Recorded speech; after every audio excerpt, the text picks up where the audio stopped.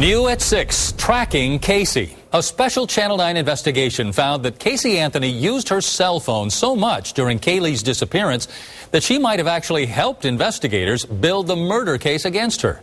We focused on the time between June 16th, when Kaylee was last seen, and July 15th, when Cindy Anthony called 911.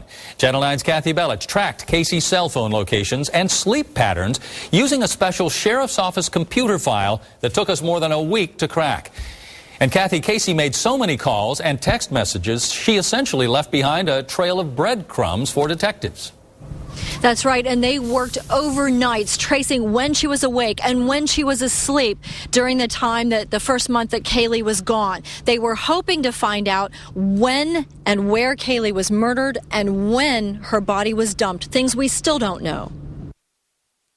Investigators believe Casey Anthony did not want them to find Kaylee's body. That's why she never reported Kaylee missing. Investigators mapped cell phone towers near key locations. Sawgrass Apartments, where she first claimed Kaylee was dropped off with the mystery nanny. Her house, her boyfriend's apartment, even the East Orange County landfill.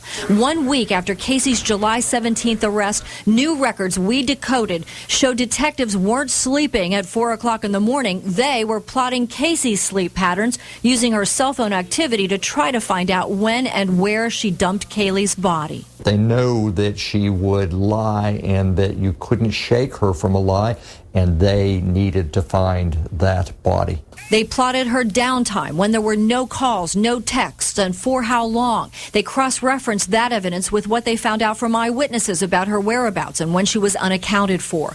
They even used detailed cell tower maps to trace her movements June 27th, the day she ditched her car, which investigators and even her father say smelled of death. Around 11 a.m., when she told boyfriend Tony Lazaro she had run out of gas and asked him to pick her up at Amscott at Goldenrod and Colonial, investigators tracked her phone from South Goldenrod, northwest of Lee Vista Boulevard, to the end of Chelsea Harbor Drive, and eventually up to North Forsyth Road near Old Cheney Highway. Detectives did not know whether or not she acted alone. Now, on the afternoon of June 16th, when Kaylee disappeared, there was about a 2-hour stretch of quiet on Casey's phone between 1:45 and 3:35, and shortly after that, it was followed by a flurry of calls that Casey made to her mother, her boyfriend, and her ex-fiancé. Reporting live in Kaylee Marie Anthony's neighborhood, Kathy Bellich, Channel 9 Eyewitness News.